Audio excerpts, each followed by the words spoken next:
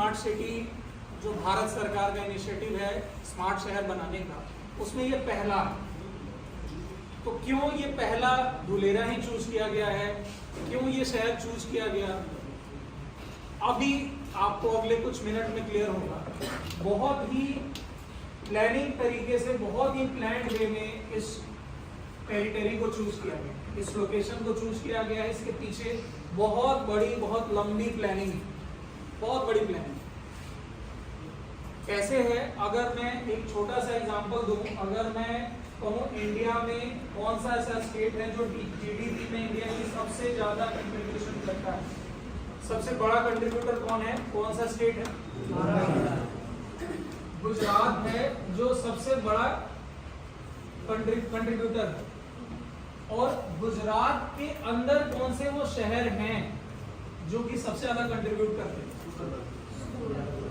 कौन से वो 2 शहर हैं, कौन से वो 3 शहर हैं? अगर हम बात करें तो कौन कौन से हैं? अहमदाबाद है, सूरत है, वडोदरा है, और कौन है? राजकोट है, या गांधीनगर है, भावनगर है। 4-5 ऐसे शहर हैं जिनका कंट्रीब्यूशन सबसे ज्यादा है। पहले मैंने बोला कि कौन सा ऐसा स्टेट है जो भारत में सबसे बड़ा कंट्रीब्यूटर है जीडीपी में, वो गुजरात है। और अब गुजरात के अंदर कौन से वो शहर हैं जो सबसे ज्यादा कंट्रीब्यूट करते हैं, वो ये 4-5 शहर, अहमदाबाद, सूरत, राजकोट, वडोदरा, ये जो भी 4-5 शहर। अब मैं इसकी बात क्यों कर रहा हूं, क्योंकि जो धुलेरा को चूज किया गया है, वो चूज किया गया है ये 4-5 जो शहर हैं उनके बिल्कुल सेंट्रलाइज पार्ट को चूज किया गया, एक सेंट्रलाइज पोर्शन को उठाया गया, और वो है धुलेरा, जिससे कि हर वो मैन्युफैक्चरिंग हब तक पहुंचने के लिए 25 से 30 मिनट, 35 मिनट की दूरी पे वो मैन्युफैक्चरिंग हब हैं। धुलेरा जहाँ पे सिचुएटेड है, अभी हम उसको और बेहतर तरीके से देखेंगे।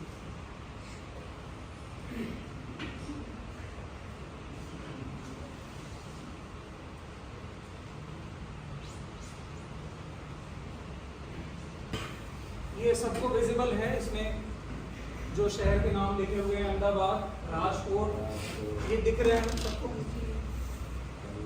क्लियर है आप लोगों को? जो मैं बात कर रहा हूँ कि क्यों धुलेरा चूज किया गया, ये सेंटर में धुलेरा लिखा हुआ है और बिल्कुल सेंटर पोर्शन जो है इस पूरे पेज पे वो धुलेरा है। अब इसमें आप देखोगे कि कौन से वो शहर जिनसे कि सबसे ज्यादा एडवांटेज धुलेरा को मिल रहा है, वो अहमदाबाद है, राजकोट है, वडोदरा है और सूरत है। ये 4-5 ऐसे, ये 4 जो बिंदु बनाए गए हैं, ये 4 बिंदुओं को आप देखो तो ये अब जो दिख रहा है आपको, ये 100 किलोमीटर की दूरी पे, 100 किलोमीटर की दूरी पे कौन कौन है? वडोदरा और अहमदाबाद है, 100 किलोमीटर की दूरी पे। अभी सूरत जो है वो कितने किलोमीटर की दूरी पे है? 100 किलोमीटर की दूरी पे है। राजकोट लगभग 150 किलोमीटर दूर है। ये जो दूरी दिखाई गई है, ये करंट सिचुएशन थी जब धुलेरा प्लान किया गया। आज के टाइम पे ये जो चारों शहर हैं, इन चारों शहरों से एक हाई स्पीड एक्सप्रेसवे बनाया गया है जो डायरेक्टली कनेक्ट करता है धुलेरा में। ये इसलिए किया गया है कि सारी मैन्युफैक्चरिंग हब से बिल्कुल कनेक्टेड रहे धुलेरा, ये इसलिए प्लान किया गया।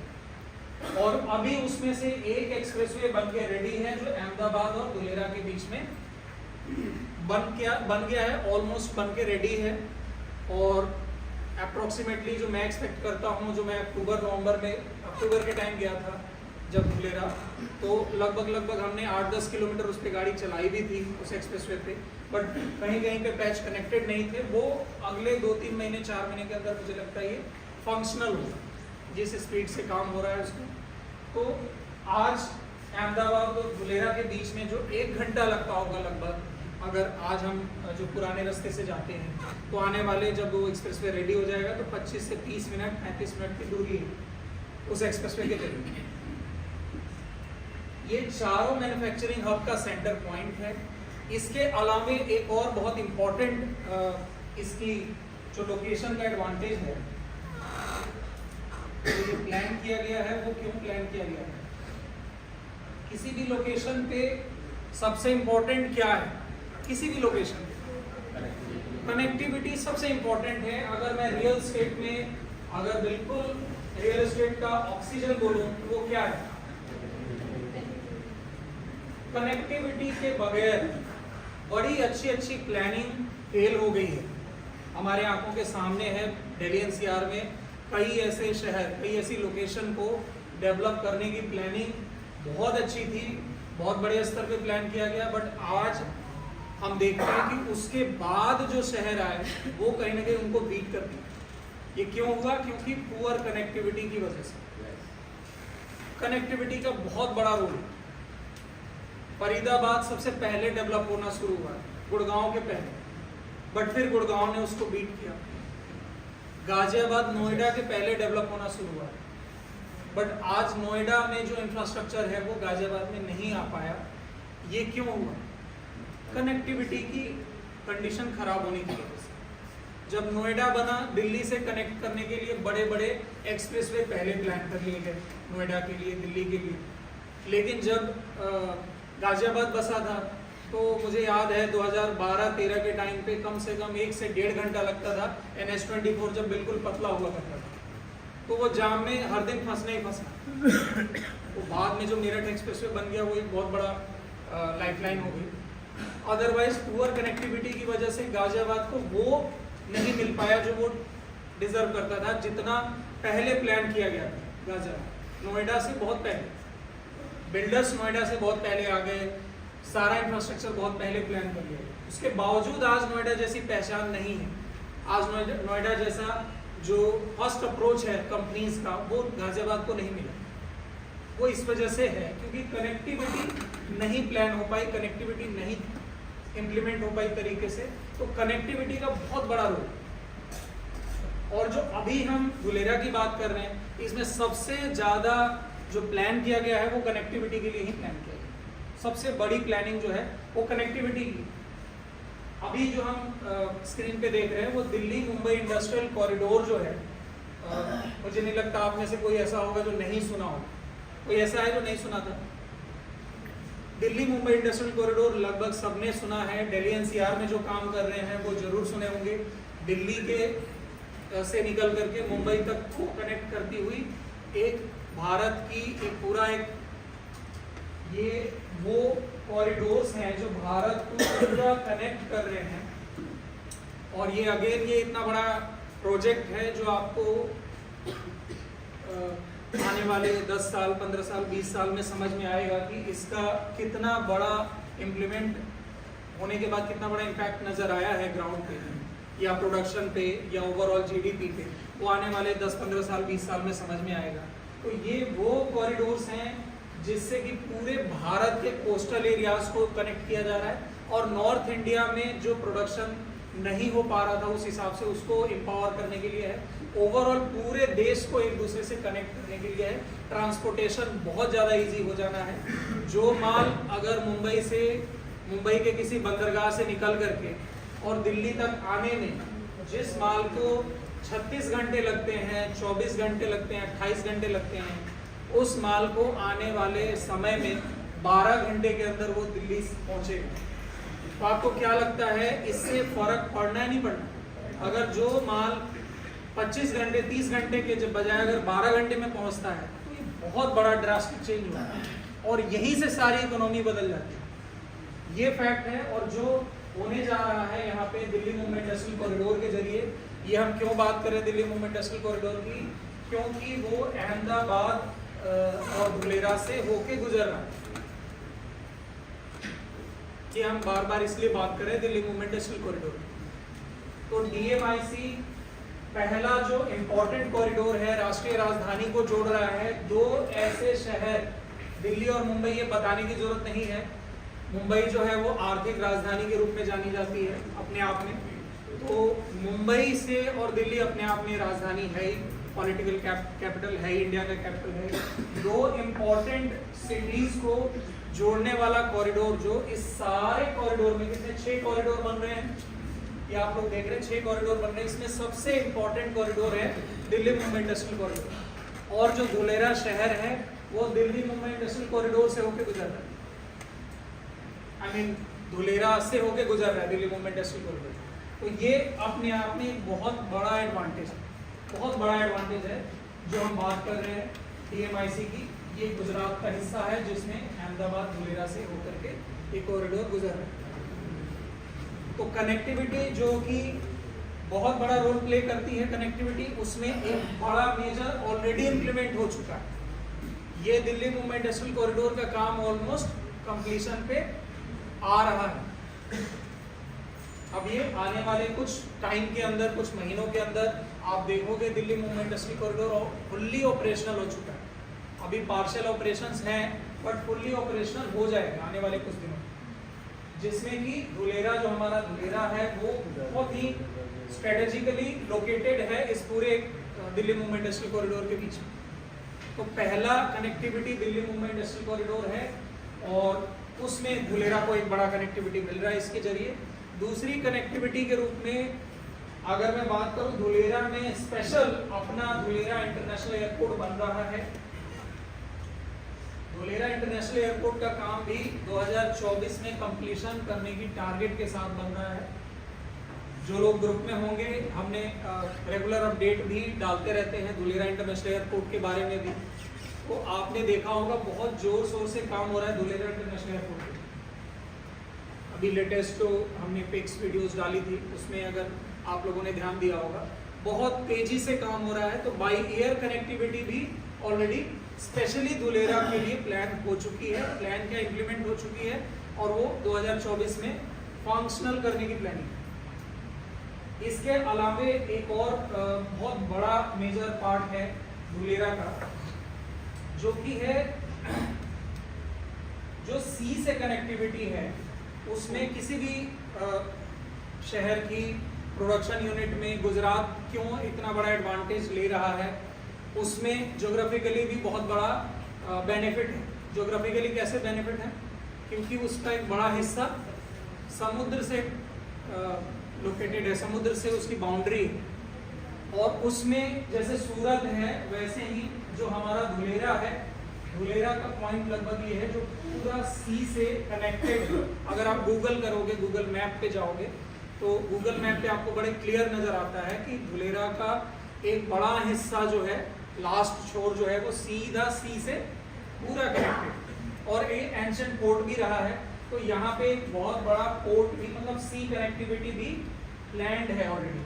अभी पोर्ट के ऊपर कोई काम नहीं हो रहा है, तो आने वाले दिनों में पोर्ट के ऊपर भी काम होना है, बट एक सी कनेक्टिविटी का भी पूरा रिसोर्स है यहाँ पे।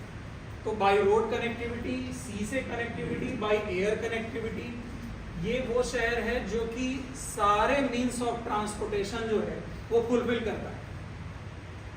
हर तरीके का ट्रांसपोर्टेशन, हर तरीके की कनेक्टिविटी को ये कंप्लीट करता है। ये इकलौता ऐसा शहर है, एयरपोर्ट भी, पोर्ट भी और बाय रोड कनेक्टिविटी ऐसी जो राष्ट्रीय राजधानी को जोड़ रहा है, ऐसा international airport, sorry industrial corridor. तो अपने आप में ये सारे हर तरह के ट्रांसपोर्टेशन को, हर तरह की कनेक्टिविटी को पूरा कर रहा है। ये एक इकलौता शहर। इतना कुछ होने के बाद अगर कुछ बच जाता है तो वो कुछ भी नहीं है, लेकिन फिर भी आप लोगों में से आपको आइडिया होगा जो देश की पहली बुलेट ट्रेन है वो कहां से कहां के बीच चल रही है? आने वाले समय, अभी नहीं चल रही, मतलब जो चलने वाली है, जिसपे बहुत जोर शोर से काम हो रहा है, अहमदाबाद और मुंबई के बीच में पहली जो बुलेट ट्रेन है वो चलने जा रही है। वैसे एक साथ कई प्रोजेक्टों पे काम हो रहा है, बट अहमदाबाद और मुंबई के बीच में एक पहली बुलेट ट्रेन के ऊपर बहुत जोर शोर से काम हो रहा है। तो अपने आप में ये सारे हर तरह की कनेक्टिविटी को पूरा कर रहा है, एक इकलौता शहर। आप ये समझ लो, जितने लोग रियल एस्टेट से होंगे, कनेक्टिविटी सबसे बड़ी लाइफलाइन रही है रियल एस्टेट में। किसी भी तरह के इन्वेस्टमेंट में कनेक्टिविटी बहुत बड़ा रोल प्ले करती है। आज अगर हम दिल्ली एनसीआर की बात करें, हम सब लोग दिल्ली एनसीआर की मार्केट में काम कर रहे हैं। अगर आप देखो नोएडा के अंदर जो आज के टाइम पे रेट है वो क्या है? नोएडा में प्लॉट के रेट क्या है? 2 लाख, 2.5 लाख, 3 लाख, 3.5 लाख 4 लाख ये रेट है पर स्क्वायर मीटर, जो नोएडा के सेक्टरों में रेट है। ये रेट जो हुए हैं, अगर आज नोएडा के नज़दीक सारी कंपनियां आके बस रही हैं, नोएडा में एयरपोर्ट बन रहा है, नोएडा इंटरनेशनल एयरपोर्ट, नोएडा का मेरा कहने का मतलब नोएडा से ग्रेटर नोएडा और यमुना का पूरा क्षेत्र की मैं बात कर रहा हूँ। तो ओवरऑल जो नोएडा का डेवलपमेंट है वो क्यों है, या क्यों इस हिसाब से रेट्स बढ़ रहे हैं, या क्यों इतनी सारी कंपनीज आ रही हैं, क्यों इतना गवर्नमेंट इनिशिएटिव ले रही है, इसके पीछे बहुत बड़ा रीज़न है जो पहले प्लान किया गया है। वो प्लान किया गया है कनेक्टिविटी के ऊपर। अभी दिल्ली एयरपोर्ट जो है, आईजीआई एयरपोर्ट, वहाँ से जेवर एयरपोर्ट को कनेक्ट करने के लिए एक एक्सप्रेसवे ऑलरेडी बन रहा है, कंस्ट्रक्शन में, आईजीआई एयरपोर्ट से लेके जेवर एयरपोर्ट, नोएडा एयरपोर्ट के बीच में। तो आप समझो कि जो चीज़ आज से 10 साल बाद सोची जाने वाली, जरूरत पड़ने वाली है, वो पहले से ही प्लान कर ली गई थी, वो पहले से ही बना दी गई। तो जिस सिटी को अगले 10 साल, 20 साल, 50 साल, 100 साल के लिए प्लान किया जाता है, तो उसमें ग्रोथ के चांसेस होते ही होते हैं, वहाँ पे ग्रोथ होना ही होना है, और वहाँ पे पूरी प्लानिंग पहले से हो चुकी होती है, इसीलिए जो सक्सेस के साथ चांसेस हैं उस शहर के, वो सबसे ज़्यादा है। वैसा ही धुलेरा है जो पहले से प्लान कर लिया गया। इतनी बड़ी सिटी को कैसे डेवलप किया जाएगा, मैं इतनी बड़ी क्यों बोल रहा हूँ, उसके लिए आप देखोगे तो जो दुनिया में स्मार्ट सिटीज़ हैं उसमें 2-3 शहरों के नाम सबसे ज़्यादा हैं। सिंगापुर शहर भी है, कंट्री भी है अपने आप में। सिंगापुर सबसे डेवलप्ड स्मार्ट सिटीज़ में से एक है। या चाइना के अंदर जो 2 शहर हैं, वो उनमें शैनजिंग जो है सबसे ज़्यादा डेवलप्ड और स्मार्ट सिटी के रूप में जिसको रिकॉग्निशन मिली हुई है, उन शहरों से भी बड़ा धुलेरा प्लान किया है। 920 वर्ग किलोमीटर में, स्क्वायर किलोमीटर में प्लान है धुलेरा। तो ये अगर मैं बात करूं दुनिया का सबसे बड़ा स्मार्ट शहर आप कहो इसको, ये इंडिया का अपने आप में सबसे बड़ा स्मार्ट सिटी बनी रही है, सबसे पहली स्मार्ट सिटी बनी रही है। उसके साथ साथ ये वर्ल्ड की सबसे बड़ी स्मार्ट सिटी। तो आप समझ सकते हो कि जो धुलेरा का एडवांटेज है वो बहुत बड़ा एडवांटेज है हमारे लिए, बहुत बड़ा एडवांटेज है हमारे इन्वेस्टर्स के। और अगर धुलेरा के बारे में हम आगे जो भी डिस्कशन करेंगे, मैं उससे पहले एक आपको छोटा सा वीडियो क्लिप दिखा रहा हूँ जिसमें आप बड़े ध्यान से ये देखना कि किस तरीके से इस शहर को बनाया जा रहा है, किस तरीके से डेवलपमेंट की जा रही है, उसको आप एक बार ध्यान से देखो।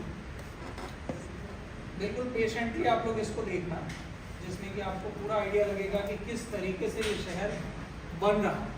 बहुत सारी चीज़ें क्लियर हो जाएंगी पहले ही, आप इस वीडियो के माध्यम से आपको बहुत सारी चीज़ें क्लियर हो जाएंगी कि किस तरह के इनिशिएटिव लिए जा रहे हैं।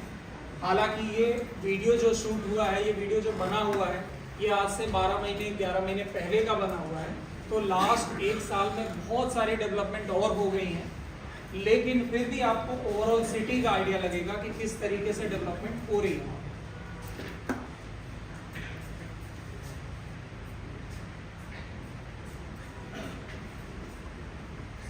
तो 40 साल पहले 50,000 लोगों के घर चाइना के शेंज़ेन शहर के बारे में शायद ही कोई जानता होगा, लेकिन आज वही शहर एक मेगा मेट्रोपोलिस में विकसित हो गया है। शेंज़ेन दुनिया की सबसे अधिक आबादी वाले देश में चौथा सबसे बड़ा शहर है और दुनिया की सबसे बड़ी अर्थव्यवस्था वाले शीर्ष 10 शहरों में से एक है। दुनिया के सबसे युवा शहरों में से एक शेंज़ेन आज innovation, technology, artificial intelligence, startups और बायोटेक का हब बन गया है। हार्डवेयर के सेक्टर में सिलिकॉन वैली के नाम से दुनिया भर में प्रसिद्ध शेंज़ेन का उदय किसी चमत्कार से कम नहीं है। 4 दशकों में शेंज़ेन ने फर्श से अर्श तक का सफर बहुत तेजी से पूरा किया है। लेकिन अगर हम ये कहें कि भारत में भी एक ऐसा शहर विकसित होने वाला है, तो शायद आपका भी इस बात पर विश्वास करना मुश्किल हो। लेकिन शेंज़ेन मॉडल को रेप्लिकेट करने का पीएम मोदी का ऐसा ही एक ड्रीम प्रोजेक्ट है, और उनकी नजरों में न तो दिल्ली, न बेंगलोर, न मुंबई और न ही सूरत का नाम है, बल्कि इंडिया का शेंज़ेन बनेगा अहमदाबाद का एक छोटा सा टाउन धोलेरा। जी हां दोस्तों, अहमदाबाद से 40 किलोमीटर दूर धोलेरा स्पेशल इन्वेस्टमेंट रीजन यानी धोलेरा को स्मार्ट सिटी के रूप में विकसित किया जा रहा है। धोलेरा स्मार्ट सिटी गुजरात के लेटेस्ट प्रोजेक्ट्स में से एक है, जो भारत के सभी स्मार्ट शहरों के लिए एक एग्जाम्पल का काम करेगा। ये इंडिया का मैन्युफैक्चरिंग हब और एशिया का सबसे बड़ा ग्रीनफील्ड प्रोजेक्ट होने वाला है। जिस तरह शेंजेन पर्ल रिवर के किनारे पर स्थित है, उसी तरह धोलेरा भी गल्फ ऑफ खंबाट पर स्थित एक एंशिएंट पोर्ट सिटी है। धोलेरा और शेंजेन में एक और कॉमन बात है, और वो है इनकी हम्बल बिगिनिंग। इतिहास में देखें तो 1979 तक शेंजेन एक मामूली सा गांव हुआ करता था, लेकिन चीन के कोस्ट लाइन पर बसा ये शहर आज ट्रेड के नजरिए से बहुत महत्वपूर्ण है। वैसे ही धोलेरा के आसपास भी मामूली गांव हैं जो मछली पकड़ने का काम करते हैं। सोचिए, अगर शेंजेन जैसा शहर भारत में भी बन गया तो अंतर्राष्ट्रीय स्तर पर भारत का स्थान कहां होगा। शेंजेन को धोलेरा में रेप्लिकेट करने का ये प्रोजेक्ट अपने आप में एक सपने जैसा है, और इस सपने को पूरा करने की दिशा में कदम बढ़ाए जा रहे हैं। तो दोस्तों, आज की इस वीडियो में हम धोलेरा सिटी के बारे में बात करेंगे और जानेंगे कि धोलेरा स्मार्ट सिटी क्या है, यहां कौन कौन सी सुविधाएं हैं और इसे कैसे विकसित किया जा रहा है। तो चलिए शुरू करते हैं। What is Dholera smart city? दोस्तों, धोलेरा स्मार्ट सिटी प्रोजेक्ट को 2007 में गुजरात वाइब्रेंट समिट में पेश किया गया था। 2011 में इसे ऑफिशियली लॉन्च किया गया और 2016 में इस पर काम शुरू हो गया। धोलेरा सिंगापुर से 1.5 गुना बड़ा है। जहां सिंगापुर 721 स्क्वायर किलोमीटर्स में फैला हुआ है, वहीं धोलेरा 920 स्क्वायर किलोमीटर्स तक फैला हुआ है। धोलेरा को अनकॉम्प्रोमाइज्ड इंफ्रास्ट्रक्चर और state of the art technology के मेगा सिटी के रूप में विकसित किया जा रहा है, ताकि बड़ी बड़ी ग्लोबल कंपनीज धोलेरा में इन्वेस्ट करें और उन्हें हर तरह की सुविधा दे सकें। इसके लिए इस शहर को 3 स्टेप में डेवलप किया जा रहा है। इसमें सबसे पहला स्टेप है city planning. Dholera smart city Bharat सरकार के Delhi Mumbai industrial corridor DMIC project के पहले चरण में विकसित किए जा रहे 8 इंडस्ट्रियल स्मार्ट शहरों में से सबसे बड़ा है। ये एक ग्रीन फील्ड स्मार्ट सिटी है। अब आप सोच रहे होंगे, ये ग्रीन फील्ड सिटी क्या होती है? ग्रीन फील्ड यानी एक ऐसी साइट जहां पहले कोई भी कंस्ट्रक्शन न हुआ हो। यहां पर बिल्कुल नए सिरे से सिटी को डेवलप किया जाएगा।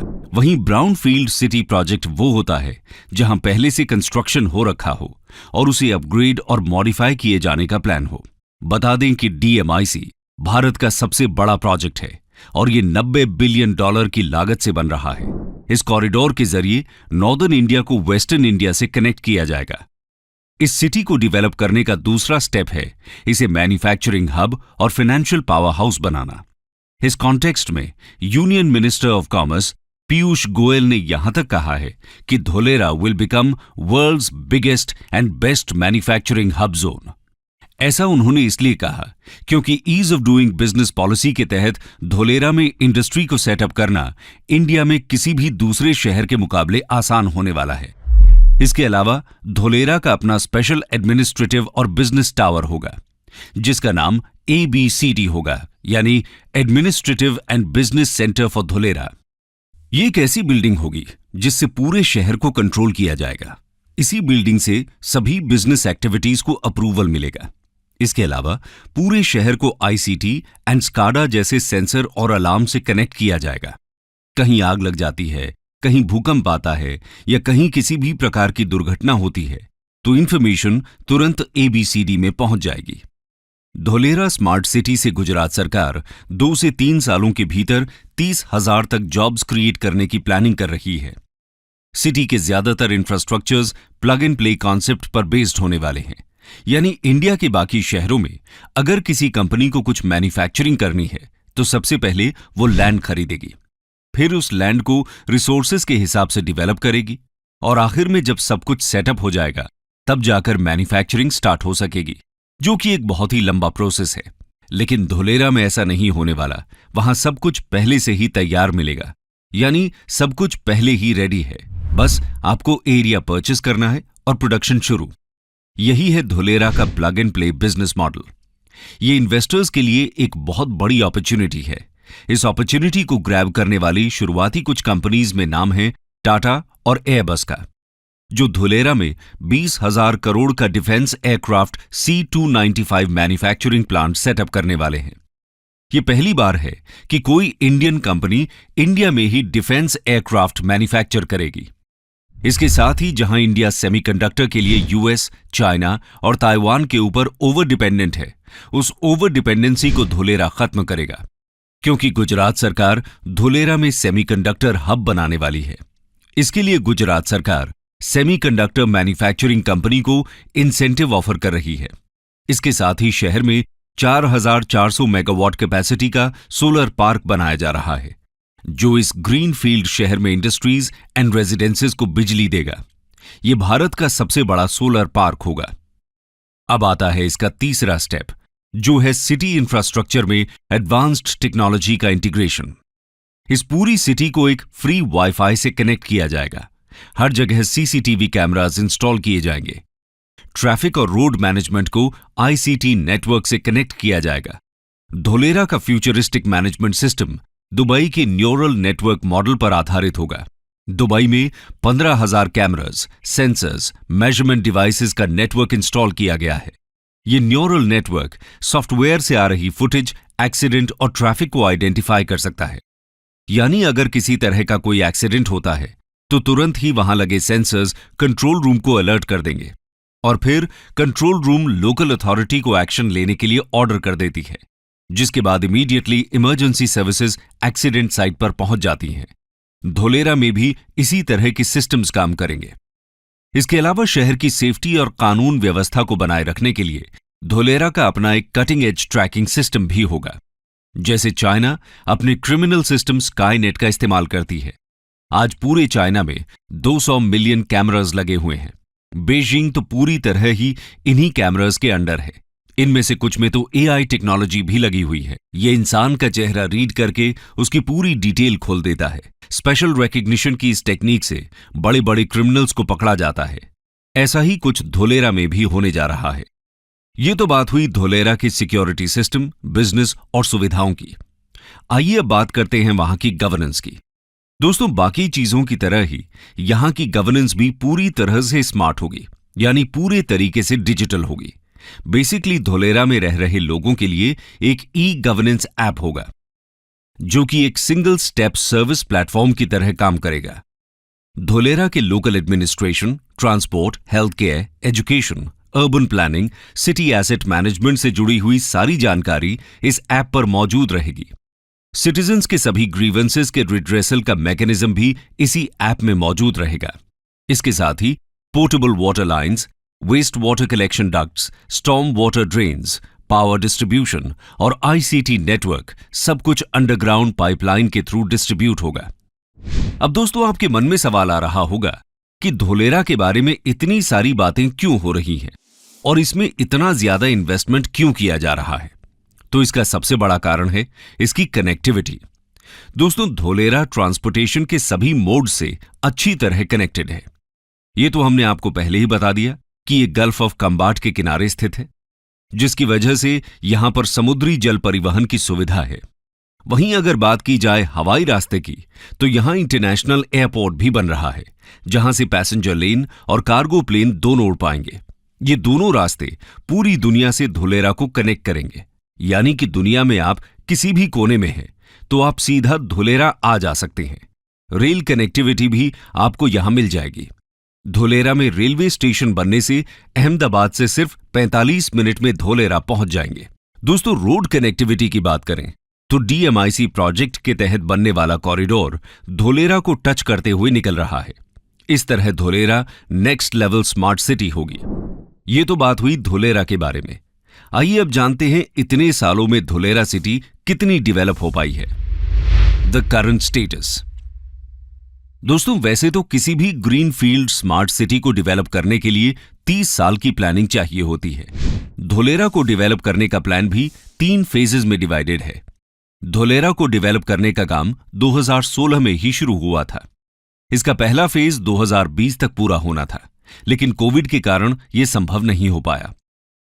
हालांकि डीएमआईसी पिछले 1 दशक से अधिक समय से काम कर रहा है, लेकिन अब तक सिर्फ यहां portable water lines, waste water collection ducts, storm water drains, power distribution and ICT networks जैसे ट्रैक के साथ चौड़ी ब्लैक टॉप सड़कें बिछाई गई हैं। एक्टिवेशन जोन में 99% अंडरग्राउंड यूटिलिटी और ट्रंक इंफ्रास्ट्रक्चर तैयार हैं। हालांकि अब तक सिर्फ 22.5 वर्ग किलोमीटर के एक्टिवेशन एरिया में काम हुआ है। कोविड के बाद से काम तेजी से किया जा रहा है, लेकिन पूरा शहर तैयार होने में कुछ समय लग सकता है। शहर में 6.5 किलोमीटर की आर्टिफिशियल कैनाल बनकर तैयार है। इसके साथ लगभग 212 किलोमीटर की नहर में बैठने की व्यवस्था, लैंडस्केप गार्डन आदि तैयार हैं। सिल्क रूट नाम से एक रिक्रिएशनल एरिया में ओपन एम्फी थिएटर को अंतिम रूप दिया जा रहा है। 4,400 मेगावाट कैपेसिटी के सोलर पार्क को बनाने का काम चल रहा है। अहमदाबाद को धुलेरा से जोड़ने वाले 4 लेन के एक्सप्रेसवे पर भी काम चल रहा है और शहर से 15 किलोमीटर दूर स्थित एक नए इंटरनेशनल एयरपोर्ट के 2024 तक चालू होने की उम्मीद है। अभी अहमदाबाद में नियरेस्ट एयरपोर्ट 117 किलोमीटर दूर है।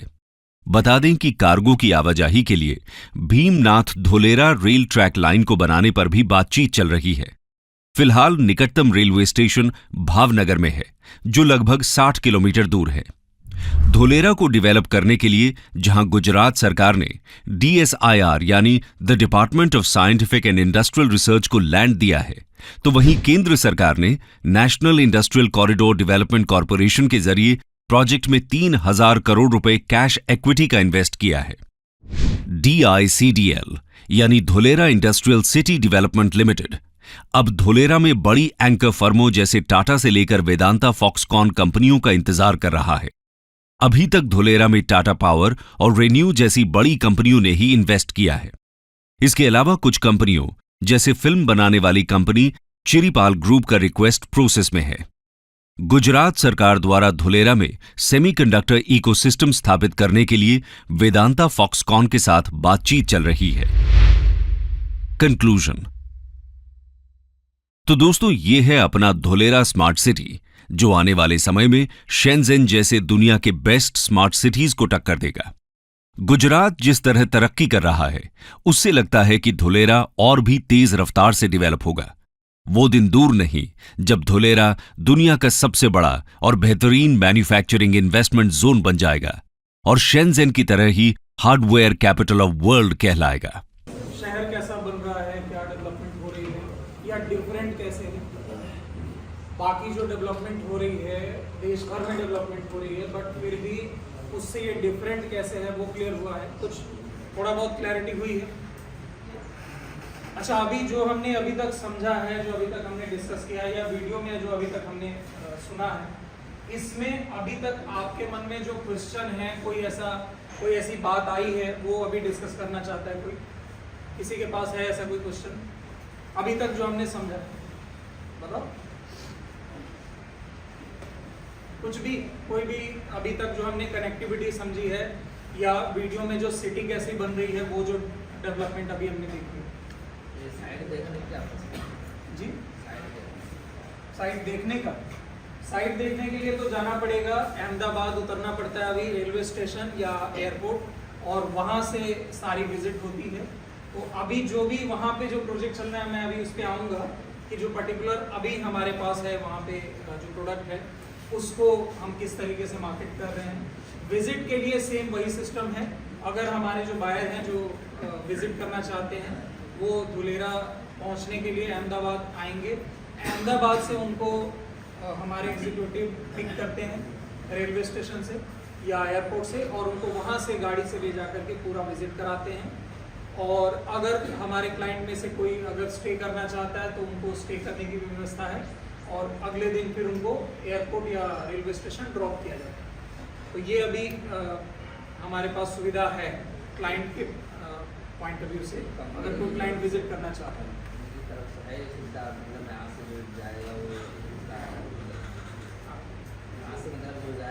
यहाँ से जो जिसको भी जाना होगा वो अपने खर्चे से वहाँ तक पहुँचेगा, अहमदाबाद तक पहुँचेगा।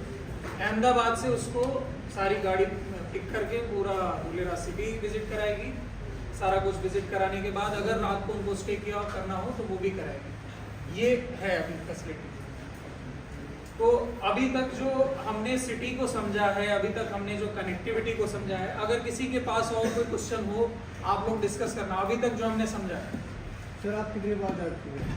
जी आप कितनी बार जा चुके हैं? मैं वैसे गुजरात गया था इससे पहले भी कई बार, but particular Dholera project visit करने एक बार गया हूँ। अक्टूबर में जब गया था, जब हम लैंड देख रहे थे, सारी चीज़ें देख रहे थे प्रोजेक्ट के लिए, उस समय मैं गया था। ये जो साइड है हमारी, यहाँ डेवलपमेंट हो रहा है, जैसे सेमीकंडक्टर का, तो वहाँ से कितनी दूर है? हाँ मैं उस पर आ रहा हूँ सर। सर आपने बताया कि 920 किलोमीटर की एरिया में ये पूरा है, तो कौन सा एरिया हम सोच कर रहे हैं बेचने के लिए? मैं वही बता रहा हूँ। सर ने भी वही पूछा कि हमारा प्रोजेक्ट वहाँ से कितनी दूर है, कैसे। तो अगर मैं आपको पर्टिकुलर प्रोजेक्ट पे आऊँ, लोकेशन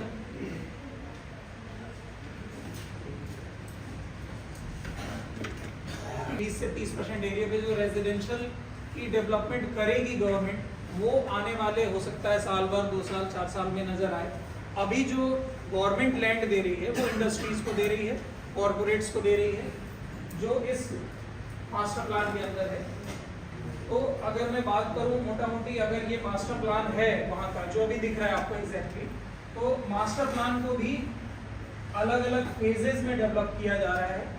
जो टाउन प्लानिंग का नाम दिया गया है 1, 2, 3, 4, 5, 6 टाउन प्लानिंग में डिवाइड करके किया जा रहा है।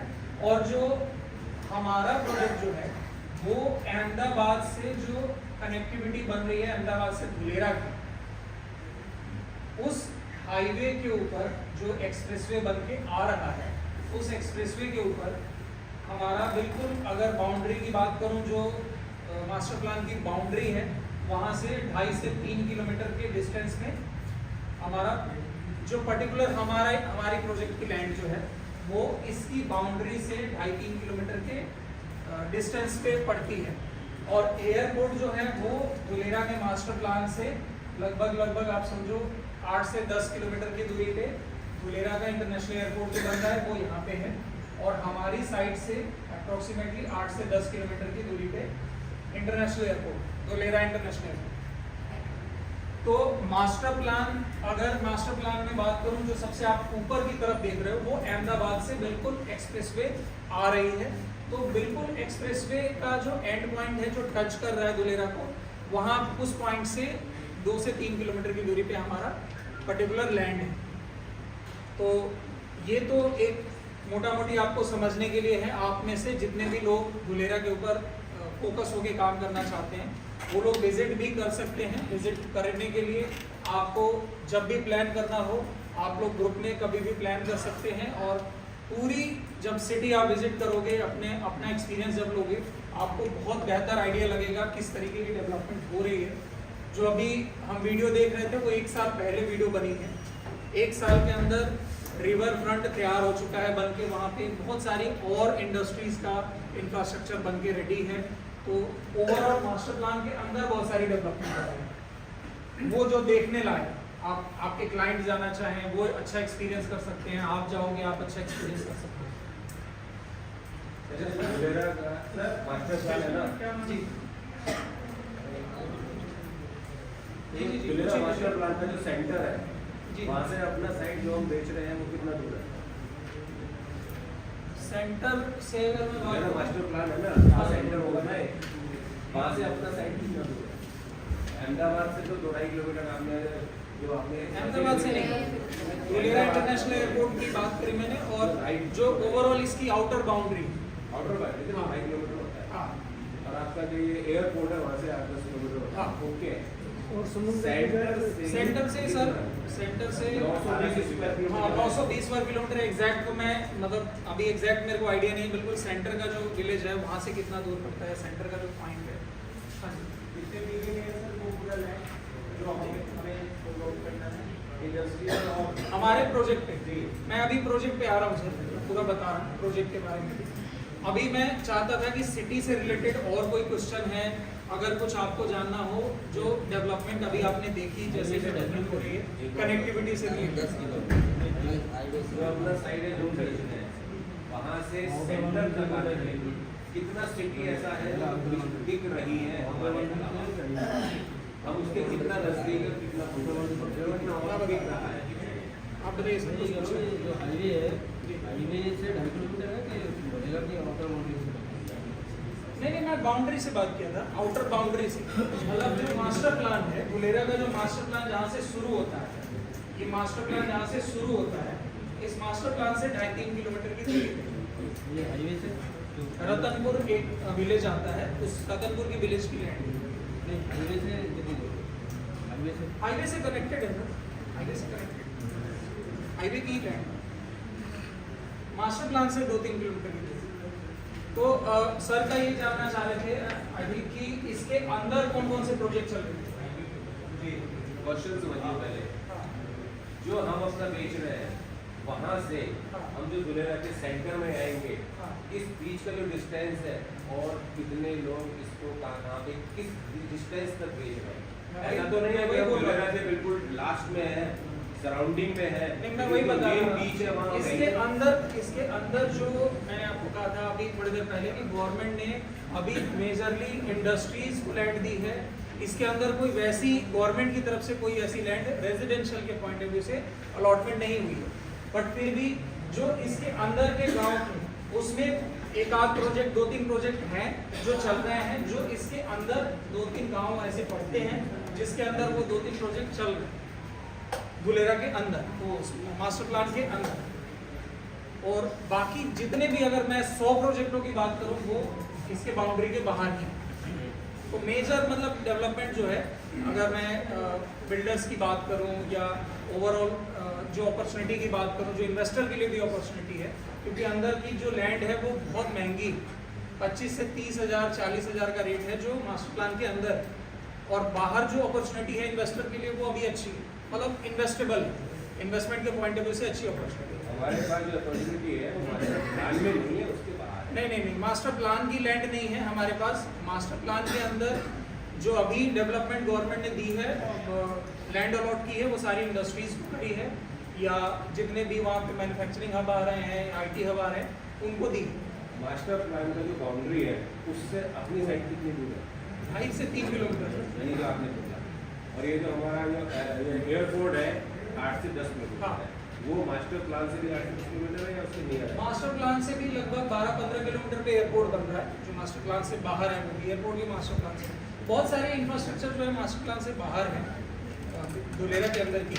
ये जो धुलेरा की आपने जो सारी फैसिलिटीज बताई थी, AI टेक्नोलॉजी वगैरह वगैरह वगैरह, क्या ये हमारी साइड पे भी ये होगी? बिल्कुल हमारी साइड की केवल मास्टर प्लान में होगी? नहीं, मैं वही बता रहा था सर कि जो मास्टर प्लान है वो 920 वर्ग किलोमीटर का है, लेकिन इस पूरे सिटी को कनेक्ट करने के लिए अलग अलग शहरों से, जैसे मैंने स्टार्टिंग में बताया था कि 4-5 ऐसे शहर हैं जिससे एक्सप्रेसवे के जरिए कनेक्ट किया जा रहा है। तो ये एयरपोर्ट हो गया या बाकी सारी डेवलपमेंट होगी, आप समझ लो कि 10 किलोमीटर का पूरा रेडियस जो है वो डेवलपमेंट होना ही होना। मास्टर प्लान के बाहर 10 किलोमीटर का पूरा रेडियस डेवलप हो रहा है, वो हो रहा है पूरा। आप देखोगे एक्सप्रेसवेज बनते हुए, एयरपोर्ट बनते हुए, सारा इंफ्रास्ट्रक्चर बनते हुए। तो ये मास्टर प्लान की जो जमीन है वो एयरपोर्ट होगी?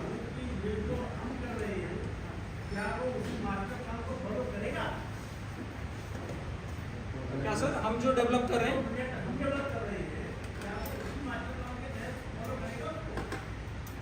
फॉलो करेगा, मतलब सर हम जो मास्टर प्लान बना रहे हैं, हम जो डेवलप कर रहे हैं, जिससे आपको आइडिया लगेगा कि एक स्मार्ट सिटी को डेवलप होने के लिए कितना टाइम चाहिए। वो वीडियो में भी एक जगह बताया उन्होंने,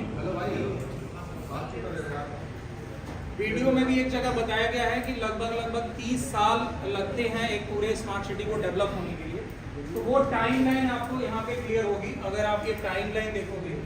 2009 में पहली बार इसके लिए कानून बनाया, SIR एक्ट बना था, SIR act special investment region के लिए कानून बना था, और उसके बाद गवर्नमेंट ने आगे किस तरीके से कब कौन से इनिशिएटिव लिए, आपको पूरी टाइमलाइन दिखेगी। 2016 का वक्त ऐसा आपको दिखेगा जिसमें डेवलपमेंट ग्राउंड लेवल पे दिखनी शुरू हुई, कंस्ट्रक्शन शुरू हुई, चाहे वहाँ की रोड इंफ्रास्ट्रक्चर हो या ओवरऑल ट्रंक इंफ्रास्ट्रक्चर हो, वो 2016 से शुरू हुई।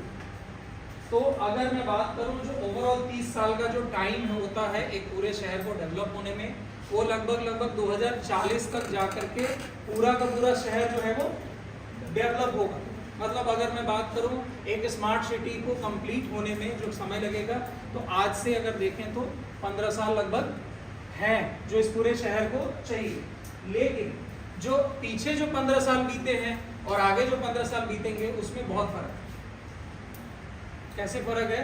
क्योंकि कोई भी शहर में, कोई भी सिटी में डेवलपमेंट के लिए जब गवर्नमेंट कोई प्लान बनाती है तो सबसे चैलेंजिंग टास्क जो होता है वो होती है लैंड एक्विजिशन। सबसे मुश्किल काम जो है गवर्नमेंट के पार्ट में वो है जमीन का अधिग्रहण जो होता है, जो वहाँ की जमीन गवर्नमेंट अक्वायर करती है, वो सबसे मुश्किल फेज होता है और कॉम्प्लेक्स फेज होता है। उस फेज को आप ये समझो, हमारे लिए ये अच्छी बात है कि उस फेज से हम निकल चुके हैं।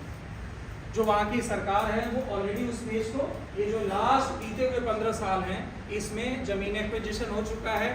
उसके बाद लैंड की ऊपर जो डेवलपमेंट करनी थी, जिसके लिए कोई भी कंपनी आए तो उसको एक बेसिक इंफ्रास्ट्रक्चर ऑलरेडी मिले, वो काम हो चुका है।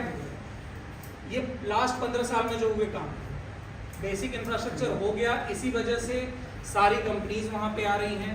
आज इवन पर्टिकुलर आज जो सेमीकंडक्टर का पूरा एक हब जो है वो इनॉग्रेट हुआ, तो ये पूरा का पूरा कंपनियों का जो एक वहाँ पे जमावड़ा है वो इसलिए हो पा रहा है क्योंकि लास्ट 15 साल में वहाँ की जो ओवरऑल ट्रंक इंफ्रास्ट्रक्चर है वो डेवलप हुई। सड़क और सड़क के नीचे, जमीन के नीचे जो इंफ्रास्ट्रक्चर डेवलप हुई है वो वहाँ का मेन रीजन है। ट्रंक इंफ्रास्ट्रक्चर को भी आप जरूर समझना, वो भी बहुत इम्पोर्टेंट है जो कि इसमें दिखाया गया है।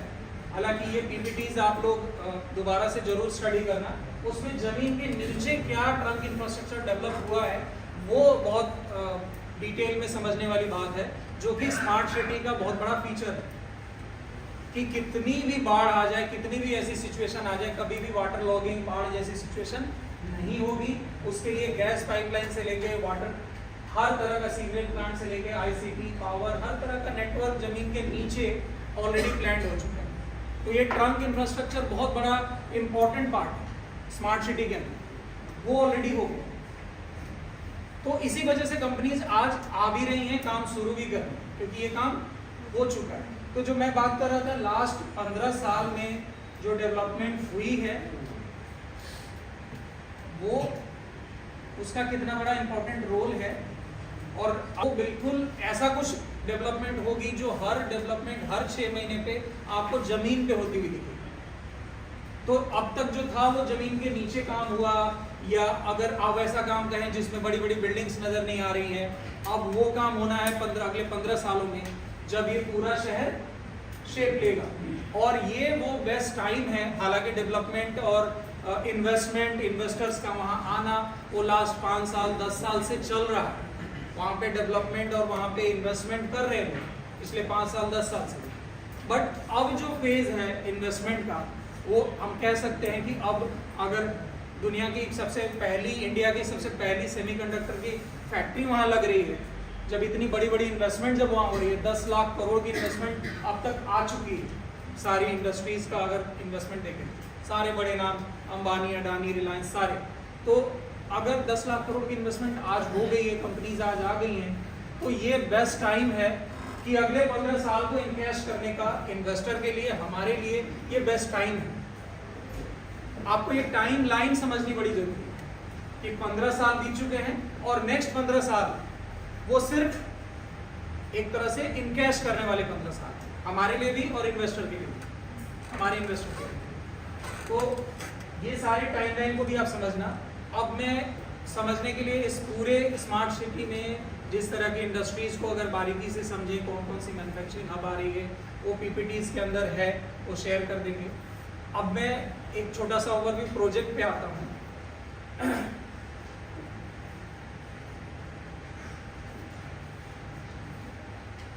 जो प्रोजेक्ट है वो लगभग 120 एकड़ की लैंड है। 120 एकड़ के अंदर डेवलपमेंट हो रही है, जिसमें पहला फेज अभी नक्शा पास के लिए हमने डाला था, जो जनवरी में नक्शा पास होकर के आया, गवर्नमेंट से अप्रूव होकर के आया है, वो अप्रॉक्सीमेटली 12-14 एकड़ का है। 12 से 14 एकड़ के बीच में अभी जो डेवलपमेंट हो रही है हमारी। और ये टोटल जो लैंड है यहाँ पे हमारे पास, टोटल जो लैंड पार्सल है वो लगभग 120 एकड़ का है। तो जो आने वाले टाइम के अंदर फेज वाइज डेवलपमेंट होगी, फेज वाइज लॉन्चिंग होगी। और मैं आपको बता दूं हमारे लिए कितना बड़ा एडवांटेज है। पहली चीज तो ये है कि 100% हमने डेवलपमेंट के लिए पूरा मास्टर प्लान तैयार किया, गवर्नमेंट को नक्शा भेजा, गवर्नमेंट से नक्शा पास कराया। ये उसी का एक स्टेप कॉपी है। अभी आप यहाँ पे गवर्नमेंट ने जो नक्शा पास किया है उसमें एक बिल्डिंग लॉज, कैसे कंस्ट्रक्शन होगी, आप जो इंटरनल सोसाइटी की रोड है उससे कितना आप मार्जिन छोड़ करके बनाओगे, पूरी डिटेल है। तो वो आप समझ लेना। वैसे अगर मैं इसमें जूम करने की कोशिश करूँ, प्रोजेक्ट का नाम क्या है सर? सुई जेनरिस रेजिडेंसी, सॉरी, सुई जेनरिस करके डेवलपर हैं, आप पूछ लो। सुई जेनरिस करके बिल्डर हैं, सुई जेनरिस, और सुई जेनरिस रेजिडेंसी करके वो है सोसाइटी का नाम।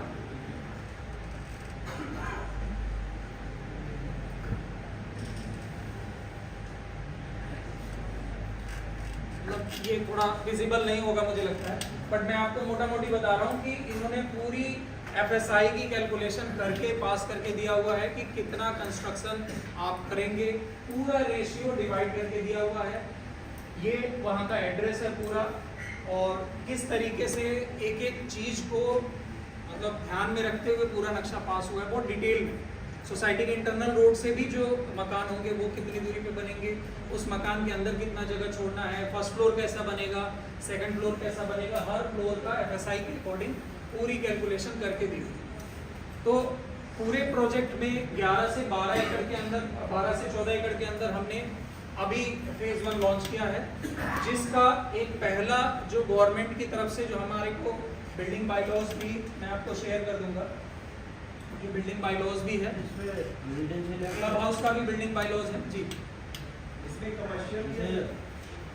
नॉर्मली जैसे अभी तो वो नहीं है कि यहाँ पे रेजिडेंशियल में 123 सेक्शन जी सर, वो नक्शा पास कराने से पहले हमने सबसे पहले जब एग्रीकल्चर लैंड खरीदी तो सबसे पहला काम था वो एग्रीकल्चर टू नॉन एग्रीकल्चर कराना। वो सबसे पहला, सबसे बेसिक काम है, वो सबसे पहले करना पड़ा। कौन सा सेक्शन होगा जी वो वहाँ पे, कौन सा सेक्शन है यहाँ पे? तो एन सर सेक्शन तो मैं देख लूंगा, बट NA लिख करके आता है पूरा, वो लिख करके आया है NA नॉन एग्रीकल्चर। तो सबसे पहले NA कराना पड़ा, और उसके बाद हमने नक्शा पास के लिए डाला था। नक्शा पास होकर के आया। अब मैं आपको जो एडवांटेज बता रहा था, सबसे पहला एडवांटेज है कि हमारे पास नक्शा अप्रूव्ड है, हमारे पास पूरा प्लान अप्रूव्ड है, पास है। दूसरा एडवांटेज ये है कि अगर मैं वहाँ की और आप सोसाइटीज़ की जैसे जैसे आप काम करोगे वहाँ पे और आपको कंपटीशन या बाकी चीज़ें पता चलेंगी। वहाँ पे आज के टाइम पे जो रेट चल रहा है वो कोई 4000 में भी बेच रहा है, कोई 4500 में भी बेच रहा है, कोई 5500 में भी बेच रहा है।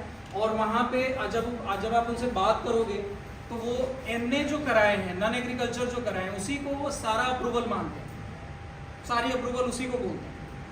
आप उनसे पूछो कि आपने क्या लिया, तो हाँ जी हमारा अप्रूव।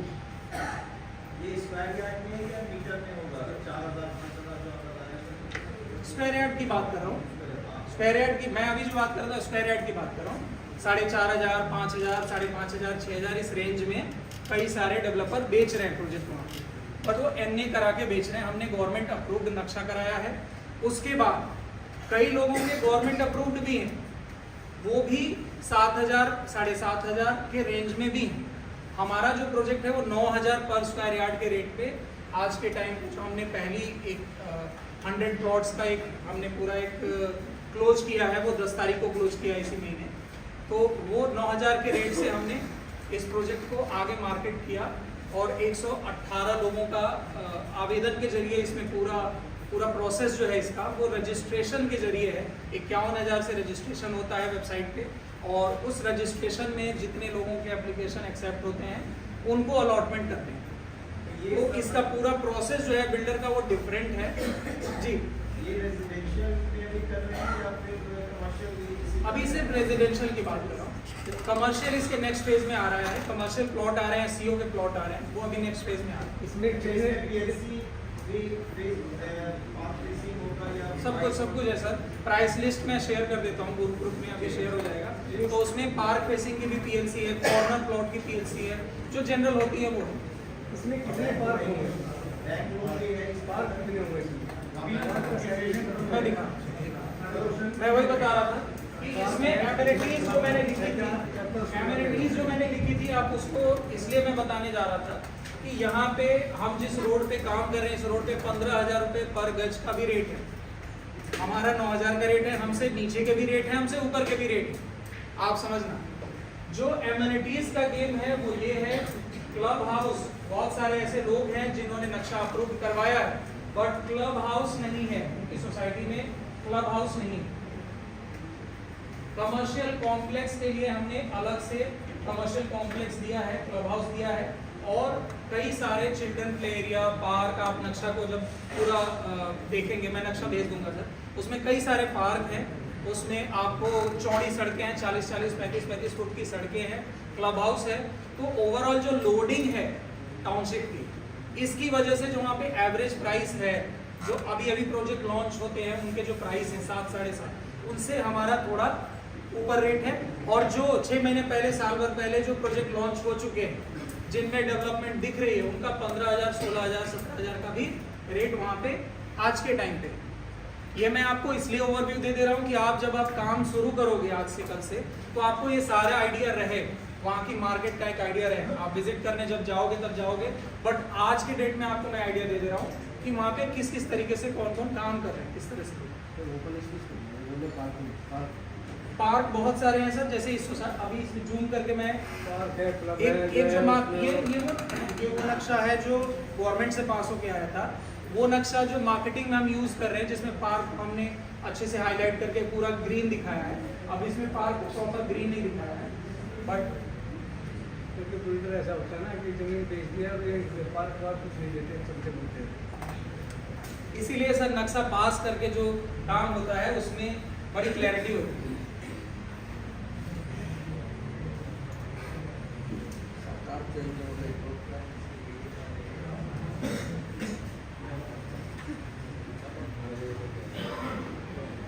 ये उसका एक सिंक्रोनाइज रूप है। बहुत सारे पार्क अभी फेज 1 में दिख रहे हैं। ये पूरा क्लब हाउस का एरिया है। ये हमारा फ्रंट का पूरा पोर्शन है जो लॉन्च होने वाला है। ये कमर्शियल कॉम्प्लेक्स के लिए एससीओ के प्लॉट, और कंपनी जो खुद कंस्ट्रक्शन करेगी कमर्शियल कॉम्प्लेक्स, उसमें दुकान और एससीओ के प्लॉट दोनों आने हैं। तो वो अभी आने वाले दिनों में आपके सामने आएगा नेक्स्ट फेज। वैसे जो आज के टाइम पे जो सोसाइटी है उसमें कई सारे पार्क फेज 1 के अंदर दिख रहे हैं। फेज 2, फेज 3 का नक्शा भी आने वाला है पास होकर के, वो डल चुका है पास होने के लिए। तो इसके साथ में जो पैचेज आपको दिख रहे हैं, इसमें अभी फेज 2, फेज 3 आने वाला है, जिसमें प्ले स्कूल, नर्सिंग होम सब कुछ सोसाइटी के अंदर है। 125 एकड़ में लगभग सारी एमिनिटीज होंगी। तो जैसे जैसे फेज आते जाएंगे उसमें आपको एमिनिटीज बढ़ती चली जाएंगी। ये बिल्कुल सर, रेट बढ़े। जो लोग DDNCR में काम करते हैं, मैं उनको थोड़ा और अपडेट कर देता हूँ। जो वहाँ पे नक्शा पास होता है गुजरात में, उसमें सुपर एरिया करके नक्शा पास होता है। मतलब उसमें जो लोडिंग है, वो लोडिंग ऑलरेडी नक्शा जब पास होने जाता है तो गवर्नमेंट सारा नक्शे के अंदर यूनिट्स के अंदर इंक्लूड कर देता है, और सुपर एरिया बिल्कुल उसका निकल के आता है। तो अप्रोक्सीमेटली 41% की लोडिंग है जो हमारी सोसाइटी की सारी एमिनिटीज़ में है। और 204 गज का जो साइज है उसका अप्रोक्सीमेटली कारपेट एरिया 120 गज है, और 273 का जो साइज है उसका 160 स्क्वायर यार्ड कारपेट एरिया। ये प्लॉट में कह रहे हैं आप? यस सर, प्लॉट में कह रहे हैं। प्लॉट में कह रहा हूँ। गुजरात में जो नक्शा पास होता है उसमें प्लॉट के अंदर लोडिंग इंक्लूड करके पास होता है, ताकि जो भी एमिनिटीज है वो एमिनिटीज एज इट इज रहें। मतलब अगर कोई बाई कर रहा है प्लॉट, तो उसने ऑलरेडी पार्क का पैसा दे दिया, 40% उसमें ऐड हो रखा है, पार्क, क्लब हाउस या चिल्ड्रन प्ले एरिया या जो भी एमिनिटीज। क्लियर है? तो अभी जो प्रोसेस है, जो हमने लास्ट 1 महीने से प्रोसेस की, इसके ऊपर आप में से ज़्यादा लोगों ने काम नहीं किया, बट जिन लोगों ने काम किया है वो भी बहुत अप्रिशिएट करने वाली बात है कि पहले 1 महीने में अभी वहाँ पे विजिट नहीं किया है, तो जो हमारी इस ब्रांच से है 30 यूनिट जो है वो सेल करी लास्ट 1 महीने में, लगभग 30 यूनिट सेल हुई है। और वो 30 यूनिट वो हैं जो ऑलरेडी जिनका रजिस्टर्ड हो गया, जिनका रजिस्ट्रेशन हो गया, जिनकी अलॉटमेंट हो गई। मैंने आपको जो इसका प्रोसेस बताया था, जो बिल्डर का प्रोसेस है वो डिफरेंट है, वो रजिस्ट्रेशन के जरिए है। आप अपने क्लाइंट को वेबसाइट पे बुलाते हैं, वहाँ पे वो फॉर्म भरते हैं और वहाँ पे वो 51,000 का रजिस्ट्रेशन अमाउंट दे करके वहाँ पे आवेदन करते हैं। उस आवेदन करने के बाद, एक आवेदन के बाद जो अलॉटमेंट का एक डेट है, उस दिन उनको अलॉटमेंट यूनिट की मिलती है। अपनी वो प्रेफरेंस डाल देते हैं, अपनी वो सारी डिटेल डाल देते हैं कि उनको पार्क फेसिंग चाहिए, कॉर्नर चाहिए, किधर बड़ी रोड पे चाहिए, छोटी रोड पे चाहिए, वो सारी प्रेफरेंस डल जाती है। बट अलॉटमेंट एक सर्टेन फिक्स डेट पे होती है। ये पूरा प्रोसेस है। लोकेशन थोड़ा मैं एक वो भी दिखा देता हूँ आपको, जो वेबसाइट है।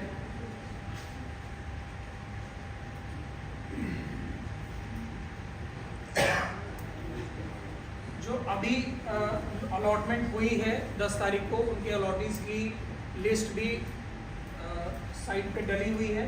इस तरीके की पूरी वेबसाइट है, इसमें सारी डिटेल है। कोई धुलेरा के बारे में जानना चाहता है, उसमें बहुत सारी डिटेल है। जैसे आप धुलेरा SIR के बारे में जानना चाहेंगे तो धुलेरा SIR के बारे में जान सकते हैं। बहुत सारी डेवलपमेंट यहाँ पे हो रही है। जैसे धुलेरा SIR प्रोजेक्ट अपडेट में जाएंगे तो इसके अंदर कौन कौन सी चीज़ें इम्प्लीमेंट हो रही है, गवर्नमेंट क्या क्या डेवलपमेंट कर रही है, ये सारा आप इसके अंदर एज इट इज़ डेवलपमेंट देख सकते हैं। इसके अलावा सारा डाउनलोड सेक्शन है, जिसमें क्लाइंट जो है वो सारा मास्टर प्लान, सारा सोसाइटी का मैप, सब कुछ डाउनलोड कर सकते हैं यहाँ पे। और जिनका नाम रजिस्ट्रेशन में नहीं आता है, जैसे अभी हमारी 10 तारीख को जो हुई है, उसमें भी बहुत सारे क्लाइंटों को रिफंड का प्रोसेस चला जाता है ऑटोमेटिक। जिनका रजिस्ट्रेशन नहीं हुआ, जिनकी अलॉटमेंट में नाम नहीं आया, उनका रिफंड ऑलरेडी चला जाता है। वो भी पूरी रिफंड पॉलिसी ऑलरेडी बिल्डर ने मेंशन कर रखी है। और एक पूरा फॉर्म खुल के आता है। जैसे अभी रजिस्ट्रेशन क्लोज है, बट फॉर्म किस तरीके से खुल के आता है वो भी आप, तो मैं एक छोटा सा दिखाता हूँ। इस तरीके से रजिस्ट्रेशन का पेज खुल के आता है। अभी रजिस्ट्रेशन क्लोज दिखा रहा है, बट ये सारे जो फॉर्म है इसको क्लाइंट फिल करते हैं, और फिल करने के बाद ये सारी अपनी प्रेफरेंस डालते हैं, और प्रेफरेंस डालने के बाद वो सबमिट करते हैं, और उनकी एप्लीकेशन एक्सेप्ट होती है, और एक सर्टेन डेट को रजिस्ट्रेशन का अलॉटमेंट होता है। तो ये पूरा प्रोसेस है रजिस्ट्रेशन का और अलॉटमेंट का। थोड़ा जो हम लोग काम करते आ रहे हैं उससे थोड़ा डिफरेंट है, बट हर बिल्डर का अपना एक तरीका होता है। इनका ये तरीका है पूरा, जो अपनी सेल इनकी पूरी मार्केटिंग है उसका। तो मैं ये चाहूँगा आप लोग एक बार वर्किंग बना के देखो। सबसे ज़्यादा मज़ा जो आपको आएगा वो इस पूरे सिटी को एक्सपीरियंस करके, अपने इन्वेस्टर्स का जो बेनिफिट करा के, और सबसे बड़ी बात है जो सही चीज़ दिलाने का जो फ़ायदा है, जो अप्रूव्ड चीज़ दिलाने का जो फ़ायदा है, वो आपको नज़र आएगा इस धुलेरा स्मार्ट सिटी के अंदर काम करके। और किसी के क्वेश्चन हो तो वो बताओ, फिर हम बाइंड। ये आपने रजिस्ट्रेशन कराओ 51,000 जी, उसके बाद क्या रीजन होगा कैंसिलेशन के बाद, उसका ऐसा है डिडक्शन के बाद मिलेगा या पूरा कुछ पेमेंट? अगर अलॉटमेंट में नाम नहीं आया, पूरा 100% रिफंड। रीजन क्या है नहीं अलॉटमेंट मिलेगा? वो तब है सर, जैसे अभी 100 प्लॉटों के लिए निकाला था, 100 प्लॉट्स के लिए निकाला था उन्होंने। अगर हमने बुकिंग 120, 130, 140 कर दी, आप समझ रहे हैं ना, पटना का ऑफिस, लखनऊ का ऑफिस, ये ऑफिस, या बिल्डर के अपने जो उनकी एक टीम है, वो सारा अगर 100 से ऊपर निकल गया, तो बाकी जो है first come first serve basis पे है अलॉटमेंट। हाँ, बाकी का बाय डिफॉल्ट रिफंड चला जाएगा। जिनको अलॉटमेंट नहीं होगा जी, क्या उनको दूसरे फेज में मिलेगा? सर दूसरे फेज में मतलब कम्युनिकेट कर सकते हैं हम बिल्डर से कि दूसरे फेज में उनकी अलॉटमेंट वो किया जा सकता है। दूसरे फेज में तुम्हें मौका मिलेगा, बिल्कुल किया जा सकता है सर, बिल्डर से बात करके वो भी किया जा सकता है। अच्छा, ये ऐसे ही मुश्किल से आते हैं, उनको वापस भेज दो। सही कह रहे हैं। जी क्या कह रहे हैं सर? दूसरा फेज जो आपके आएंगे फेज 1 में आपने जो बोला कि 12 से 14 किलोमीटर हाँ हाँ उसमें जो बुकिंग आपने किया फर्स्ट फेज में कितनी था 100 के बाद कब होगा होगा अभी 222 प्लॉट थे इसके अंदर, जो कि ऑलमोस्ट बिल्डर की तरफ से जो पहले से बिल्डर ने कुछ अपनी मार्केटिंग के जरिए सेल कर रखा था। हमने जो 100 प्लॉट की मार्केटिंग अभी जो हमारे 1 महीने के दौरान अभी जस्ट 1 महीने के दौरान जो हुई है वो 100 प्लॉटों की हुई है। तो ऑलमोस्ट इस वाले पर्टिकुलर फेज 1 में ऑलमोस्ट सेल हो चुका है। अगर कुछ यूनिट्स होंगी इसके अंदर वो अभी अपडेट आ जाएगा हमारे पास, वो नेक्स्ट फेज में इसके अंदर भी आएंगे। क्या सर? दोबारा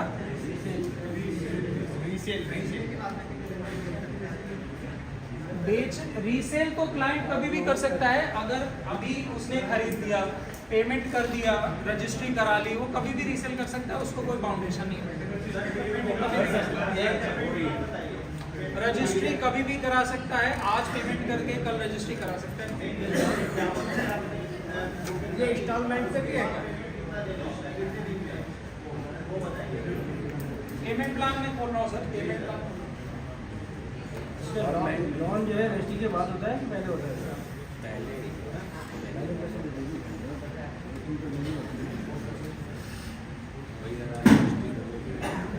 अभी आपकी स्क्रीन पे पेमेंट प्लान खुला हुआ है, एक बार आपको पेमेंट प्लान देख लीजिए। हमारे पास पैसे नहीं है। अभी पेमेंट प्लान नजर आ रहा होगा सबको। पेमेंट प्लान इस तरीके से है, आप अलॉटमेंट के दिन 51,000 रुपये से रजिस्ट्रेशन हुआ और जिस दिन अलॉटमेंट होती है उस दिन 10% का अमाउंट देना होता है क्लाइंट को। जिसका अलॉटमेंट हो गया 10% देना होता है। उसके बाद एज पर कंस्ट्रक्शन भी पेमेंट आती है। आप ओवरऑल बोल के चल सकते हैं कि 6 से 7 महीने के अंदर जो बेसिक इंफ्रास्ट्रक्चर है, जैसे जैसे कंप्लीशन होगा, जैसे रोड्स का काम, यूटिलिटी, ड्रेनेज या आउटर बाउंड्री, प्लॉट की डिमार्केशन, ये सब जो इंफ्रास्ट्रक्चर है उसके साथ साथ पेमेंट करनी है क्लाइंट को। बट आप क्लाइंट को आइडिया 6 महीने से 7 महीने, 6 महीने का आप दे के चलो, क्योंकि काफ़ी तेज़ी से काम ऑलरेडी साइट पे हो रहा है।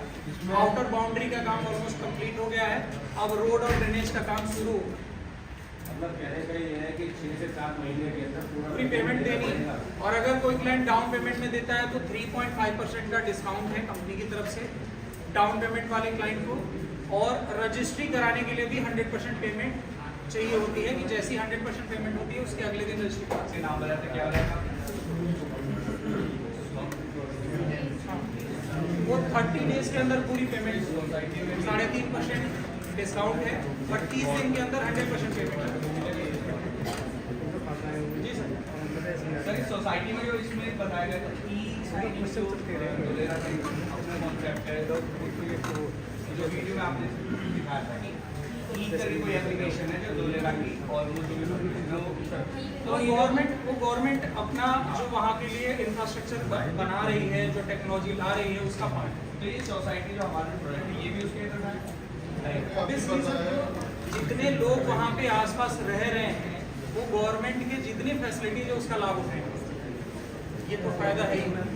ओवरऑल हम बाइंड अप कर रहे हैं धुलेरा को और एक्सपेक्ट कर रहे हैं कि आज से आप किस तरीके से काम